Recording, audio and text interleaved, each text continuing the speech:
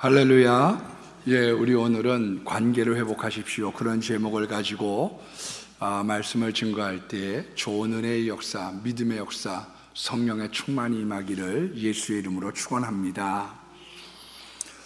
미국 카네기 공과대학에서 표본조사를 했습니다. 인생살이, 직장, 가정 이런 일들을 하게 될 때 실패한 이유가 뭘까? 거기에 대한 설문조사를 했는데 결과가 의외로 나왔어요.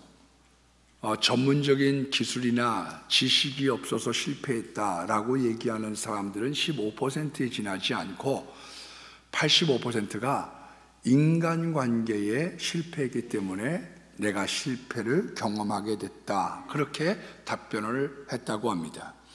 사업에 성공한다든지 또 대인관계에 성공하려고 하면 인간에 대한 대처의 능력, 사람 다루는 관계와 기술, 인간관계라고 하는 것이 굉장히 중요한 역할과 비중을 차지한다고 말씀드릴 수 있지요. 어떤 분은 대하기가 어려운 사람들의 7가지의 종류를 이렇게 표현했습니다. 첫 번째가 불도저, 막 밀어붙이는 사람이죠. 예, 두 번째는 고장난 사람, 대책이 안 서는 거예요. 망가져서. 세 번째는 찬물을 끼얹는 사람입니다. 열정과 소망에 찬물을 끼얹는 거죠. 예, 그래서 실은 우리가 주변에 소망의 말을 하고 희망적인 메시지를 던져주는 것은 참 그건 좋은 자산입니다. 예, 우리들에게 좋은 말을 해주고 용기를 북돋워주는 사람, 그런 사람이 있는가 하면 찬물을 끼얹는 사람들도 있다, 그렇게 보았습니다. 네 번째는 화산이죠. 분노를 품고 있어요. 예, 너 왜 이렇게 얼굴이 곤란하게 가냐? 예, 왜 이렇게 화가 난 것처럼 화난 얼굴 하고 있느냐? 이런 사람이 있는가 하면 우는 아이, 고질적으로 불평을 하고 늘 불평을 하고 동정심을 자극을 해서 뭔가를 얻어내려고 하는 사람이 있다는 거예요. 우리가 이 세상을 살아가면 주고받는 세상입니다.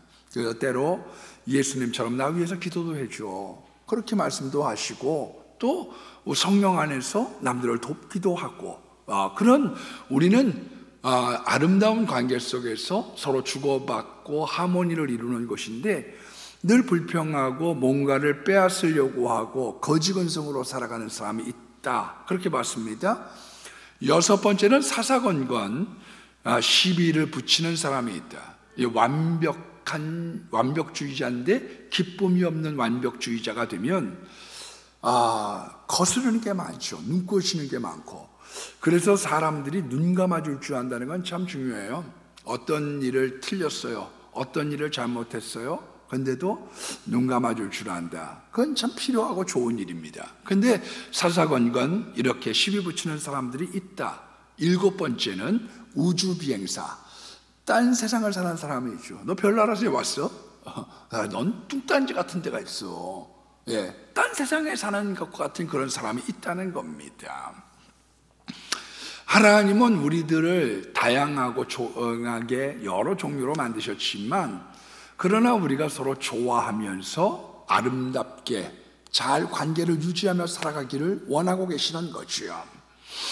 그런데 선악과를 우리가 다루고 있는 이 타락장, 창세기 3장을 보면 타락을 하고 난 다음에 나타난 현상에 크게 두 가지가 있습니다.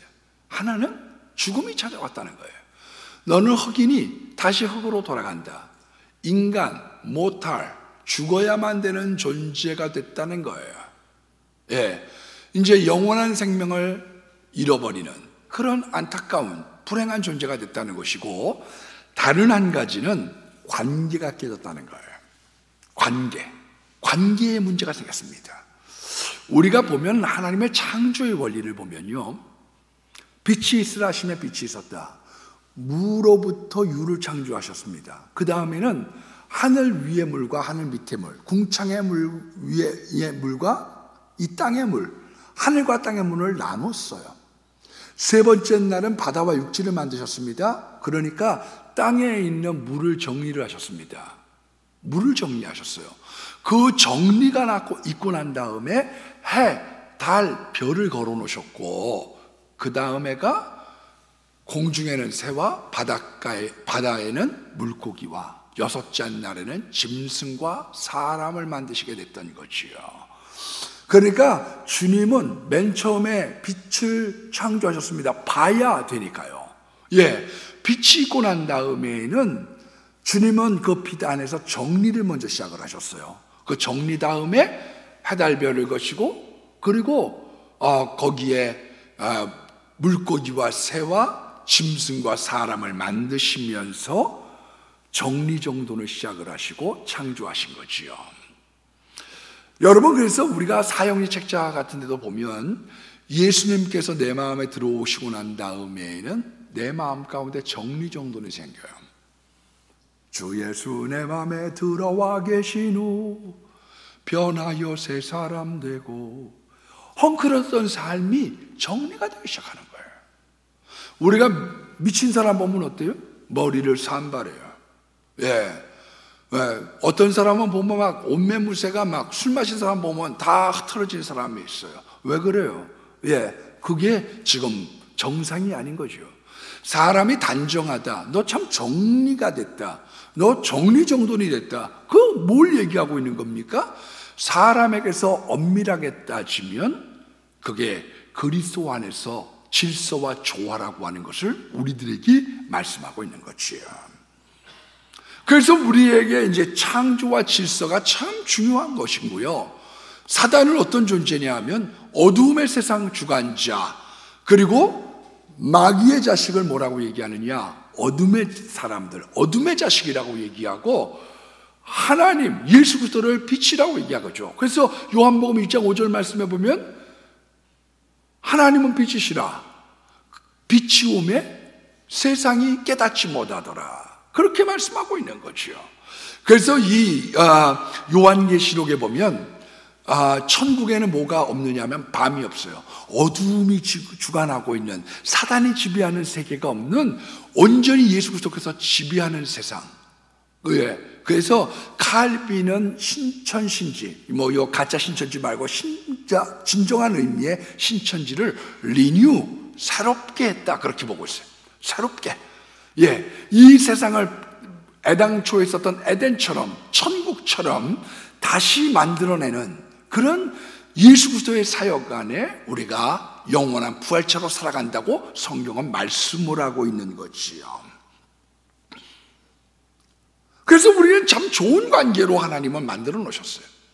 그런데 선악과를 먹고 난 다음에 그 나타난 현상에 대해서 10절 말씀에 보면, 예, 아담과 하와가 이렇게 대답을 합니다. 하나님의 소리를 듣고 벌거벗었으므로 두려워하여 숨었나이다. 여러분, 죄를 범하고 난 다음에 첫 번째 현상이 뭐냐면요, 하나님과의 관계가 틀어졌다는 거예요. 하나님의 음성이 두려워요. 두려워. 하나님과의 관계가 흠이 가기 시작합니다. 왜? 처벌하시는 하나님이거든요. 진노하시는 하나님. 아담, 하와, 뱀에게 진노하셔서 벌을 주고 계시는 하나님, 두려운 하나님이 된 거죠. 원래 성경에 두려움이라고 하는 것은 두 가지의 뜻이 있습니다. 예, 첫 번째의 뜻이 뭐냐면은 야레라고 그래갖고, 그거는 fear the Lord, 하나님을 경외하라, 하나님을 두려워하라. 그 하나님을 두려워하라고 하는 뜻은 이런 거예요. 하나님을 존경하고 사랑하면서 그분과 함께 동행하고 싶은 마음, 그분의 말씀을 따라 그 길을 행하려고 하는 것, 그것이 경외예요. 그래서 신명기 8장 6절 말씀에 보면 내 하나님의 명령을 지켜 그의 길을 따라가며 그를 경외할지어다. 시편에도 보면 경외하라고 하는 말을 145번을 써놨어요. Fear the Lord. 너 하나님을 경외해. 그거는 하나님을 두려워하는데 어떤 것이 경외고 어떤 것으로 하나님을 두려워하는 거냐 하면, 하나님을 정말로 내 마음 가운데 존경하고 동행하면서 그 말씀대로 살고 싶은 마음, 그 도를 행하는 것, 그것을 경외라고 얘기하는 것이지요. 그래서 경외하는 자의 축복에 대해서 성경은 여러 곳에서 강력하게 많은 내용을 갖고 말씀을 증거하고 있는 것입니다. 그런데 선악과를 먹고 난 다음에 있는 두려움은 그런 두려움이 아니에요. 그거는 하나님의 처벌하시지 않을까, 벌을 내리시지 않을까에 대한 두려움이 시작이 된 거죠. 그래서 하나님의 날씨를 피하는 거예요. 하나님의 날씨를 피한 이유가 어디에 있느냐? 이제 하나님의 처벌을 하시려고 하는 무서움의 대상이 된 거죠. 그래서 이 분노하셨던 하나님이 예수 그리스도께서 오심으로 말미암아 신약에는 사랑의 아버지가 된 거죠. 요아킴 예레미야스라고 하는 신학자가 얘기하기를 구약에서는 하나님을 아버지라고 얘기한 곳이 한 군데도 없어요. 그런데 예수님께서 오셔서 주님의 가르치신 기도부터 뭘 가르치고 있느냐? 하늘에 계신 우리 아버지요, 우리가 진노의 하나님으로부터 예수 그리스도로 말미암아 사랑의 하나님, 사랑의 아버지를 부르는 가운데 우리가 친숙한 관계가 되어졌음을 말씀하고 있는 거지요. 우리가 왜 교회에 나옵니까? 왜 이 교회가 어떤 곳입니까? 아버지의 집이죠. 함께 갑시다. 내 아버지 집, 내 아버지 집, 내 아버지 집. 함께 갑시다. 내 아버지 집. 거기 기쁨 있네. 거기 소망 있네. 함께 갑시다. 내 아버지 집. 왜 우리가 주의 전에 와서 우리가 왜 주님께 예배하고 경배합니까? 그거는 하나님을 배우려고 나온 거예요. 그런데 선악과를 먹은 인생, 하나님과의 관계가 끊어지고 단절되고 금이 가고 두려운 대상이 되어졌던 것이죠. 두 번째는 선악과를 먹고 난 다음에 부부의 관계가 금이 가기 시작했습니다. 하나님의 문책이 시작이 됐죠. 11절 말씀해 보니까 누가 너의 버섯음을 알게 하였느냐? 내가 금했던 나무의 실과를 너희가 먹었느냐? 주님의 문책이 들어오기 시작합니다. 여러분, 하나님은 우리에게 자유의지를 주셨어요. 우리는 어떻게 주님께 살아가면 좋으냐? 침 삼키는 동안에도 내가 주님이 나를 지켜보고 있음을 믿습니다. 내가 신전의식, 하나님 안에서 살아가는 거예요. 내가 성령님과 동행하고 내 마음에 예수님이 계셔요. 우리가 그렇게 살아가요. 근데 하나님은 다른 한편 어떻게 하시느냐 하면 자유의지를 주셔서 우리에게 위탁하고 맡기고 너희들이 어떻게 하느냐 보려고 하는 거죠. 그래서 바벨탑을 쌓을 때도 어떻게 하셨느냐? 저들이 어떻게 하는가 내려다봤다, 두고 보시는 거예요. 마태복음 25장에 있는 말씀에도 보면 달란트 비유에 어떻게 하셨느냐? 5달란트, 2달란트, 1달란트를 주시고 먼 나라 떠나갔어요. 너 어떻게 하는가 볼게. 그런데 그 어떻게 하는가 봤더니 바벨탑을 쌓았던 사람들은 하나님에게 도전을 하려고 해요. 결과를 보고 니들 마음이 지금 틀려져 있구나. 여러분, 달란트 비유를 갖다가 주고 난 다음에, 달란트를 주고 난 다음에 시시콜콜 하는 게 아니에요. 그 다음에 주님은 오셔서 우리들의 결과물을 보는 거죠. 너 열심히 했구나. 갑절의 달란트를 남겼구나. 너 1달란트 그대로 묻어뒀구나. 열심히 안 살았구나. 그거를 뭘 보고 하느냐? 결과물을 보고 하나님은 판단을 합니다. 우리는 인간이기 때문에 한 번도 실수하지 않은 게 아니에요. 우리는 잘못하지 않은 게 아니에요. 우리는 베드로같이 실수도 하고 우리는 물에 빠지기도 하는 존재지만, 그럼에도 불구하고 주님, 내가 오늘 쓸데없는 시간 많이 보냈네요. 내가 하나님 잘못된 곳에 갔네요. 하나님 나 회개합니다. 그러면서 우리가 한순간 우리가 쌓아나갔던 어떤 것이 우리의 마지막 결산할 때가 됐을 때 그 열매를 보시고 하나님은 우리가 어떻게 살아왔는지를 평가하고 계시는 것이지요. 그래서 주님은 우리를 평가하는 거예요. 근데 가만 보니까 너와 여기 청지기로 맡겼어? 그리고 내가 떠나갈 수 있었습니다. 그리고 어느 날 주님께서 와보시니까 나무 잎을 내놓고 피해? 너 결과가 뭐야? 너 지금 어떻게 하고 있는 거야? 너 내가 먹지 말라고 했던 동산 중앙에 있는 그 금단의 열매를 먹은 거 아니야? 하나님 화가 나셨지요.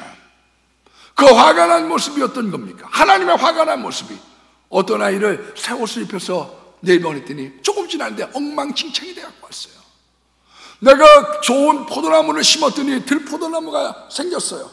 내가 너를 얼마나 값지게 키웠더니 엉망진창이 된 삶이 돼가지고 배가 망신해서 돌아왔어. 아버지의 마음이 어떻겠어요? 엄마의 마음이 어떻겠어요? 아유, 이거사 좀 조심 좀 하지. 아이고, 예, 내가 뭐 너보러 뭐라고 했니? 그런 마음이 있는데 이 아름다운 세상을 창조하고 아담과 하와를 너 행복하게 살아, 이 모든 땅이 너의 거야, 이 다 행복을 너 누리려고 주는 거야. 그랬더니 이 모든 것들을 망가쳐 버렸어요. 자기의 인생, 자기의 영생, 그리고 거기에 있는 모든 동산까지 다 망가뜨리고 만 거지요. 부부의 관계가 금이 가기 시작합니다. 남편은 아내 탓, 아내는 뱀 탓. 문제가 생기면 남 탓을 하는 게 인간이야. 죄의 결과가 뭐냐면 사랑의 파괴인 거죠. 사랑의 파괴. 그래서 논두렁에 비가 오지 않으면 금이 가버리는 것처럼 사랑의 단비를 맞지 않으면 인간들은 어떻게 되냐 하면 사랑의 금이 가기 시작하는 거예요. 금이 가요. 여러분, 남자가 아내한테 뭐라고 합니까? 여보. 같을 여자의 보배 보자입니다. 보배 같은 자기, 보배 같은 사람. 아내가 남편을 뭐라고 얘기합니까? 당신, 마땅당자의 몸신자, 내 몸이요. 그래서 남편은 아내를 보배같이 생각하고 여자는 남편을 갖다가 한 몸이라고 생각해요. 그런데 사랑이 변하기 시작합니다. 사랑이 식어가기 시작합니다. 사랑에 피가 내리지 않으니까 사랑이 금이 가기 시작합니다. 맨 처음 만날 땐 이러지 않았어요. 근데 왜 우리가 이렇게 변했을까? 왜?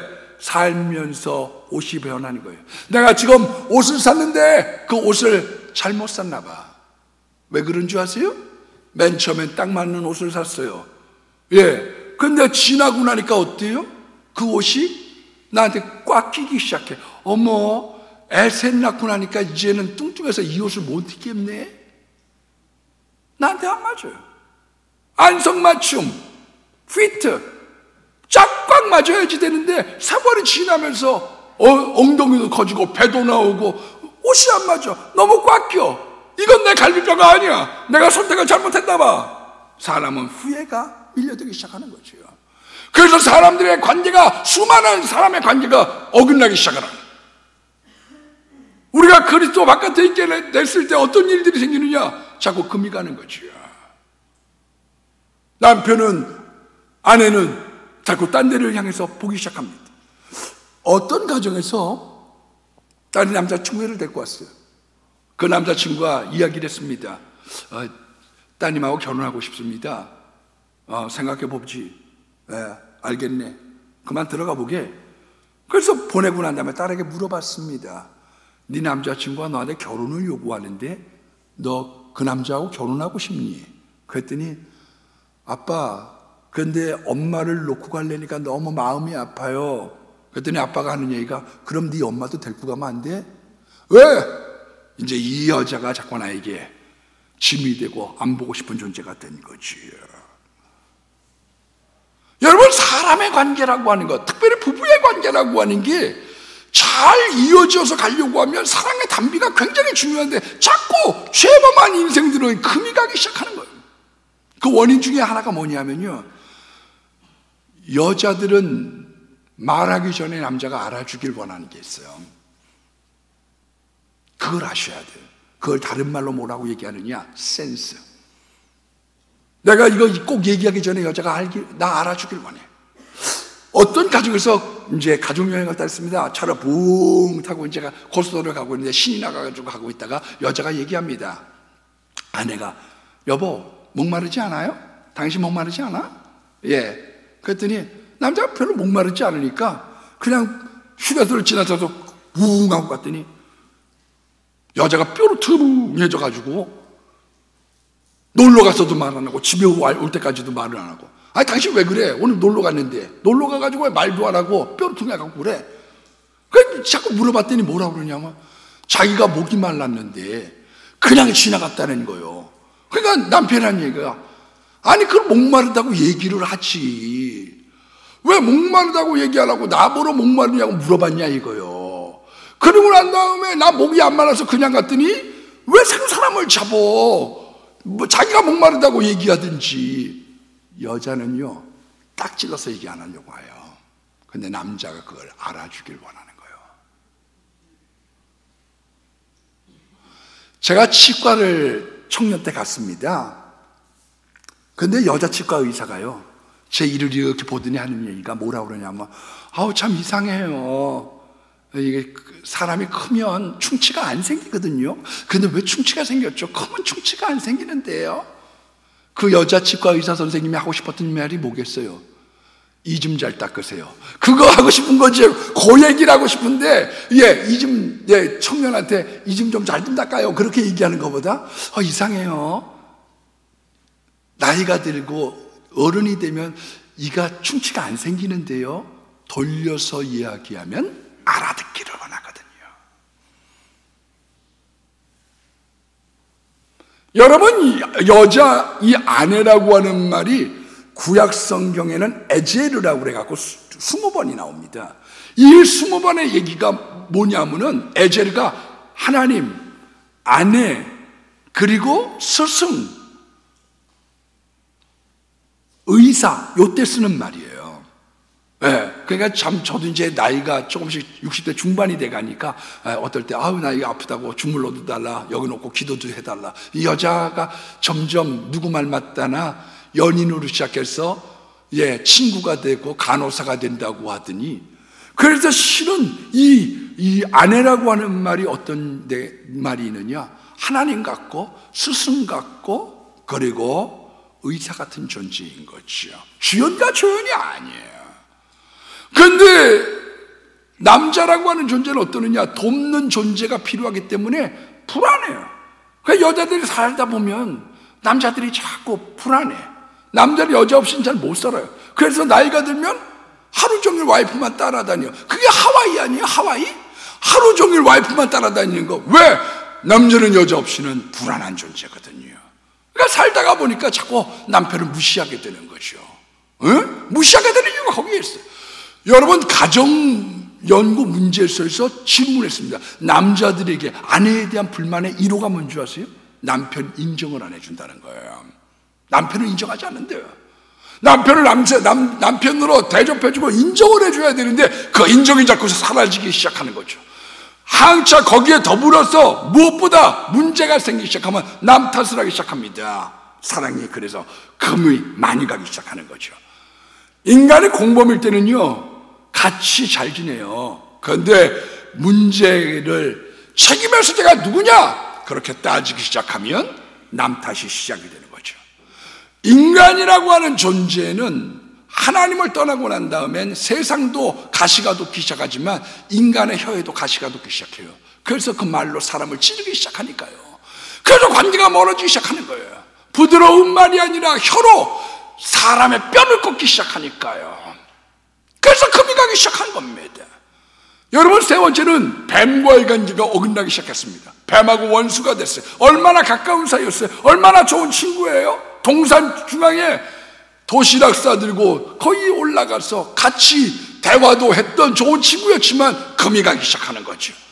그래서 창세기 3장 15절 오늘 본문에 보니까 내가 너로 여자와 원수가 되게 하고 너의 후손과 여자의 후손이 서로 원수가 되게 하리니 여자의 후손이 내 머리를 상하게 할 것이고 내가 그 발꿈치를, 여자의 후손이 그 발꿈치를 물어버리게 할 거다. 서로 상극이 되기 시작하지요. 그래서 죄가 들어가면 어떻게 되느냐? 거기에 문제가 생기기 시작하는 거예요. 왜 원수지간이 되느냐? 옛날에 우리 참 좋았잖아. 우리가 언제부터 이렇게 됐어? 당신하고 나 사이가 왜 언제 이렇게 금이 가고 우리가 이렇게 된 거야? 청문회 자리에 서고 법정의 자리에 서고, 여러분, 이북의 예를 들면 김정남과 김정은은 그래도 이북이지만 형동생 아니에요? 근데 왜 그렇게 죽여요? 왜 우리가 언제부터 이렇게 됐어? 왜 이래야 돼?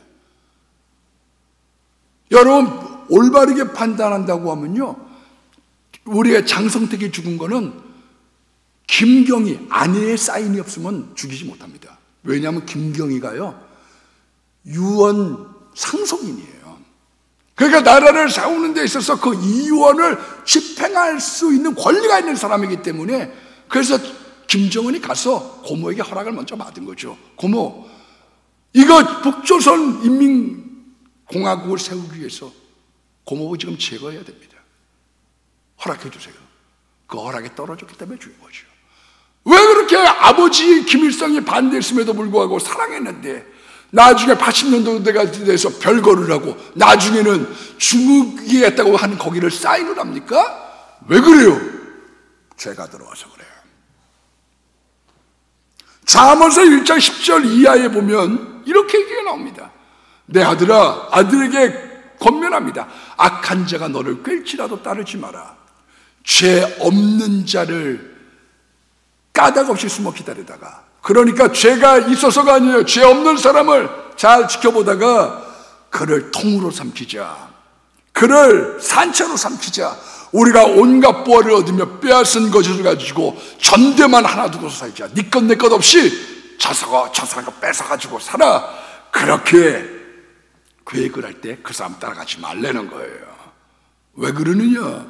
잘못된 만남, 잘못된 시작, 그 안에 죄가 도사리게 되면 원수지가 되는 거예요. 그래서 우리의 관계가 멀어진 거예요. 우리가 언제부터 형제간에 이렇게 원수가 됐어? 죄가 들어왔거든요. 세겜이라고 하는 민족이 아비멜렉과 함께 짝짝꿍이 되어서 기드온의 아들들을 죽여버리고 그 나라를 접수하게 됐습니다. 3년이 지나니까 원수지간이 되는 거예요. 왜? 등 돌리는 거예요. 왜? 그래서 어떤 사람은 잘 지내고 팔짱 끼고 다니지만 가지고 있었던 생각이 틀려먹고 거기에 죄가 도사리게 되면 나중엔 등 돌리기 시작하는 거죠. 왜 배신을 당하고 왜 칼을 갖다가 등에다 꼽느냐? 원인이 어디에 있느냐? 우리가 어쩌다 이렇게 됐느냐? 그건 죄라고 하는 것으로부터 시작을 하고 죄가 거기에 들어갔기 때문에 그런 거예요. 그래서 부부의 관계가 멀어지고 사람의 관계가 멀어지는 것입니다. 여러분, 짐승과의 관계, 뱀과의 관계, 다른 말로 짐승과의 관계도 멀어졌어요. 이제 더 이상은 청지기가 아니에요. 형이 동생을 죽입니다. 그리고 난 다음에 가인이 쫓겨나면서 하나님으로 그래요. 나를 만나는 자들마다 나를 죽일까나이다. 어떤 사람이 죽이는 게 아니에요. 나를 만나는 자들마다 나를 죽이려고 할 겁니다. 살벌한 세상인 거죠. 형이 왜 동생을 죽였습니까? 자기한테 뭐 피해 입힌 거 있어요? 아니에요. 자존심이 구겨졌어. 저놈 때문에 내 자존심이. 그래서 여러분, 사람 자존심을 갖다 건들면 안 돼요. 그러면 큰일 나. 왜 그런 줄 아세요? 자존심이라고 하는 것을 건들면요, 동생도 죽이는 게 인간이거든요. 딴 거 없어. 피해본 거 없어. 형 걸 도둑질을 해갔어요? 뭐가 있어요? 근데 자존심을 건드려.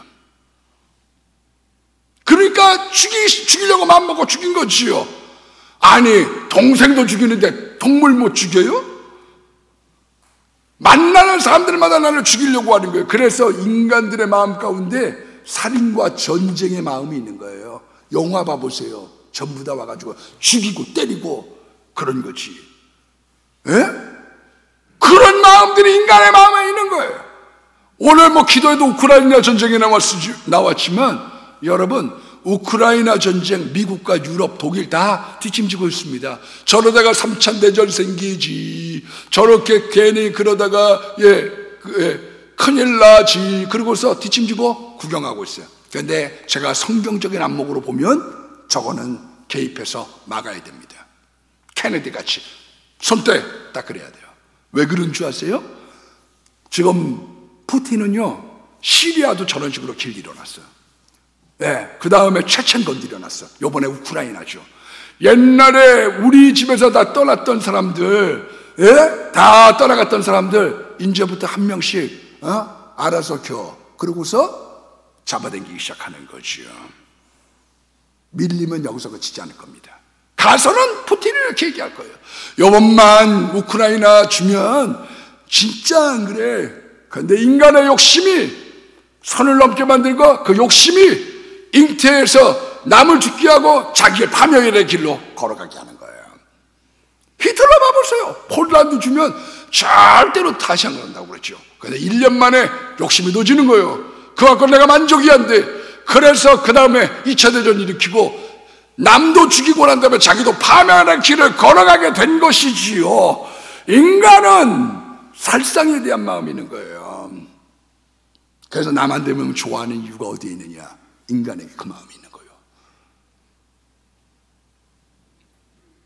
인간의 내면에 남 안 되는 게 좋아, 남 죽는 게 좋아, 남이 안 되면 고소해, 그런 마음이 있는 거죠.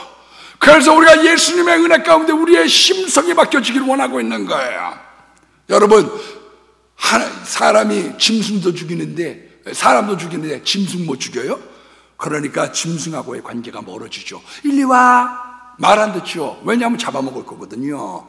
그래서 인간과의 짐승과의 관계가 금이 가기 시작하는 거예요. 사람과 뱀, 친구의 관계, 동물과의 관계, 그리고 심지어는 자연과의 관계가 흐트러지고 금이 갑니다. 17절 말씀해 보니까 사람이 잘못했는데 땅이 저주를 받았어요. 내가 잘못했는데 저주를 땅에 받았어요. 그래서 가시덤불과 엉겅퀴를 너에게 내기 시작한다는 거예요. 인간의 죄가 자연을 엉망진창으로 만들기 시작한 거지요. 그리고 그 엉망진창된 자연이 인간에게 부메랑이 되어서 인간을 공격하기 시작하는 거거든요. 우리가 죄의 결과가 뭐냐면요, 땀을 흘려 먹고 사는 거예요. 그래서 이생, 저생, 살자니 고생, 그런 거죠. 예, 젊어서는 미래가 불안하고 늙어서는 죽음과 앞으로의 노후가 어떻게 될는지 불안한 거예요, 인간은요. 근데 인간은요, 땀을 흘려야 돼요. 땀을 흘려야 됩니다. 2025년 앞으로 3년 지나면요, 이제 우리가 돌봐줘야 될 노인들이 25%가 됩니다. 그러니까 3명이 1명을 돌보는 거예요. 과거에는 7명, 8명이 1명의 노인을 돌봤어요. 응? 근데 지금은 이제 3명이 1명을 돌볼 때가 되니까 무거워지기 시작하는 거죠. 무거워져요. 여러분, 사람이 쉬는 건 지극히 당연한 겁니다. 하나님 우리에게 쉼을 주셨어요. 네. 그래서 우리가 하루를 일하고 저녁을 쉬고 6일을 일하고 주일을 쉬고 봄, 여름, 가을을 일하고 겨울을 쉬고 우리가 일생을 일하고 노년을 쉬고 이 땅에서 일하고 천국에서 쉬도록 만들어놨어요. 근데 문제가 어디에 생겼느냐? 봄, 여름, 가을이 너무 끝나고 난 다음에 겨울이 길어진 거예요. 요즘에 우리 연금 문제 가지고 총회에서 많이 그거 갖고 논란이 있고 다툼이 있어요. 문제의 원인이 어디에 있느냐? 맨 처음에 은퇴하고 난 다음에 목사님들이 평균 73세를 사셔요.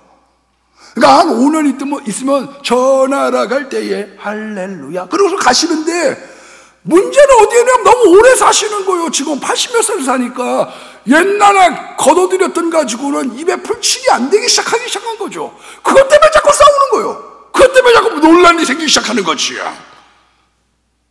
제가 어제 김영석 박사님의 글을 읽었습니다. 이분이 102세가 됐어요.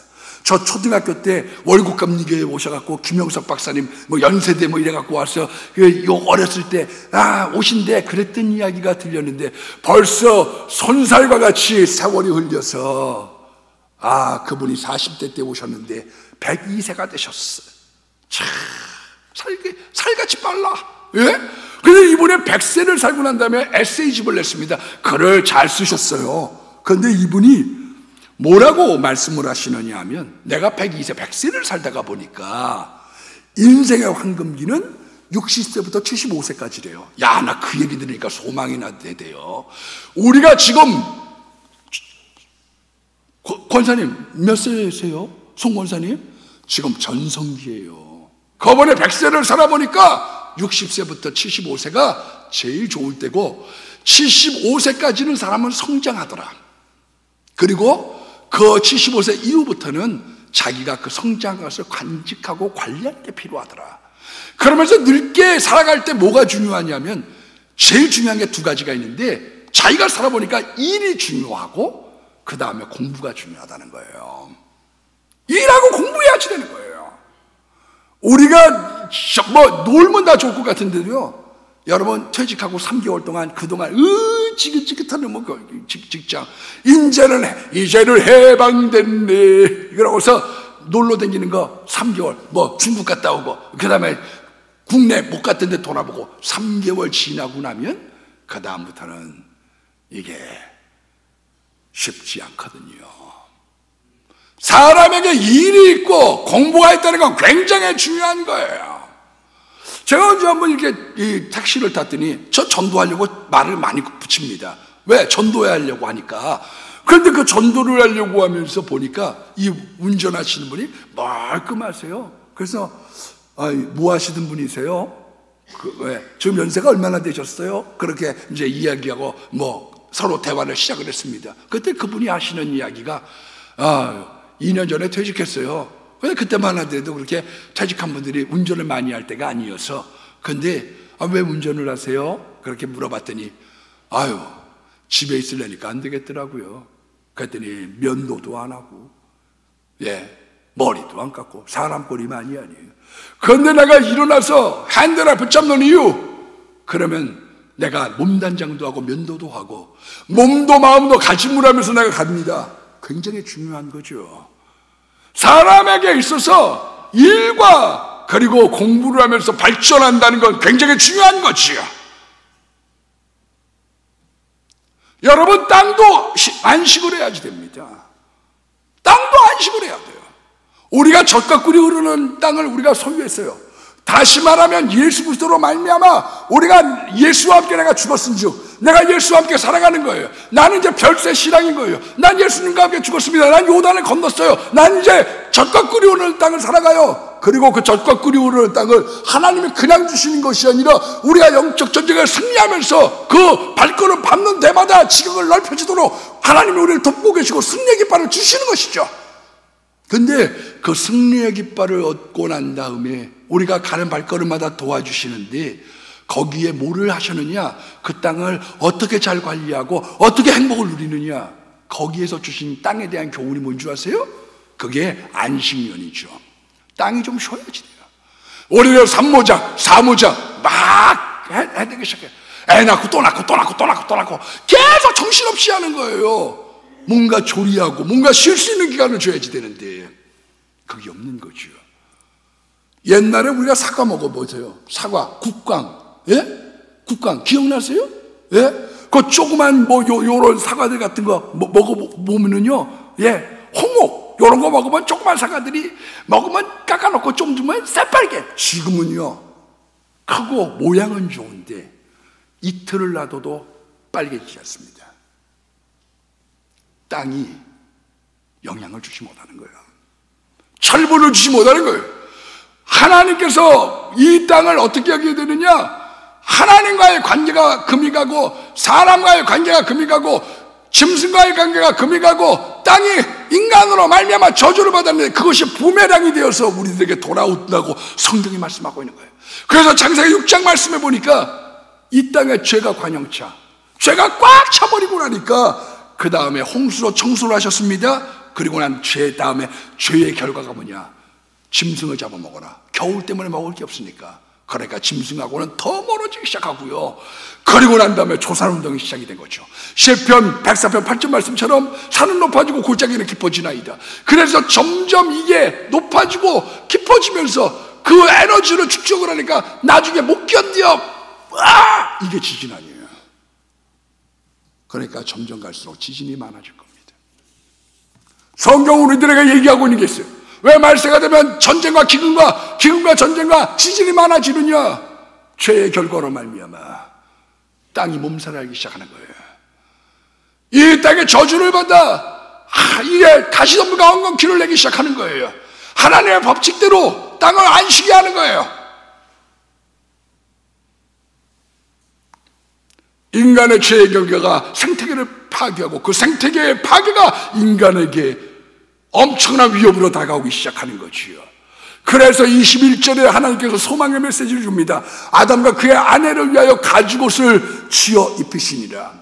주님께서 우리의 수치를 가려주셨어요.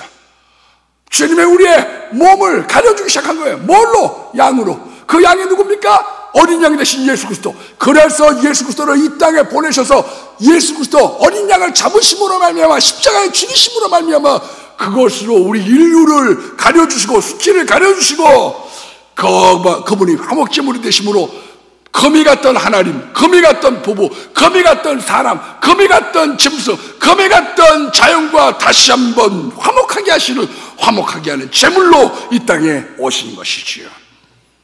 그래서 구약에는 하나님의 진노라고 하는 말이 580번 나옵니다. 신약에는 10번 나옵니다. 하나님께서 화가 나서 견디지를 못해요. 내가 널 어떻게 했는데, 내가 널 어떻게 사랑했는데, 잘 길러놓고 모든 것을 주고 모든 아름다운 것들을 했더니 이렇게 망쳐놓을 수가 있어? 거기에 대하여 미워도 내 자식, 미운 우리 새끼, 이 세상에 있었던 피조물들을 위하여 하나님이 세상을 이처럼 사랑하사 독생자를 주셨으니 자식보다 내 사랑하는 아들 독생자보다 이 세상을 더 사랑해서 그 아들을 내어주는 아픔 안에 주님께서 순종하심으로 어린 양이 되신 예수 그리스도께서 십자가에 달려 죽으심으로 그 몸을 찢으사 그 옷으로 우리를 입히시고 우리를 죄와 허물을 가려주시는 그 놀라운 은혜의 사건, 그 십자가를 묵상하는 절기가 사순절인 거죠. 그래서 요한일서 5장 2절 말씀에 보면 예수는 우리를 위한 화목제물이니 우리를 위한 뿔 아니요 온 세상의 죄를 위하여입니다. 그분이 오신 이유 내 죄뿐만 아니라 온 세상에 있는 인간의 타락으로 말미암아 망가진 세상, 그 세상을 향해서 주님께서 이 땅에 오신 거예요. 지금은 우리가 예수 그리스도께서 어린 양 되셔서 십자가에 달리사 그분의 죽으심으로 우리의 허물과 죄를 가려주시는 이 놀라운 가죽옷의 사건, 이 놀라운 구원의 사건, 수치를 가리는 사건, 이 하나 되게 하는 사건, 관계의 회복된 사건, 이 놀라우신 메시지가 오늘 저와 여러분들에게 함께 하시기를 주의 이름으로 축원합니다.